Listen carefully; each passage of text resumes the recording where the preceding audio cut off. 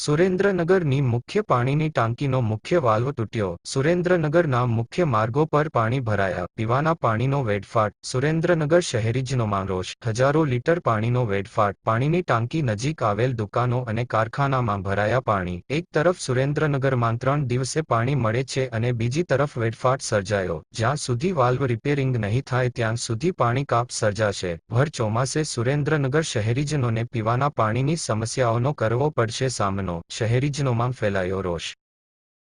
હું કમલેશ કોટેચા સુરેન્દ્રનગર નગરપાલિકા વિસ્તારમાં સુરેન્દ્રનગર નગરપાલિકા દ્વારા 3 દિવસે પૂરતું પાણી આપવામાં આવતું નથી. જ્યારે સુરેન્દ્રનગર નગરપાલિકાની જે આ પાણીની ટાંકી છે સુરેન્દ્રનગર નગરપાલિકાના પ્રમુખના વિસ્તારમાં આવેલી છે, ત્યાં અવારનવાર પાણીનું લીકેજ થાય છે. આ જે વાલ લીકેજ થયો એના કારણે રોડ ઉપર પાણી ભરાઈ ગયું છે અને લોકોની દુકાનમાં પાણી ગળી ગયા છે, કેસીઆઈ કારખાનામાં પાણી ગળી ગયા છે.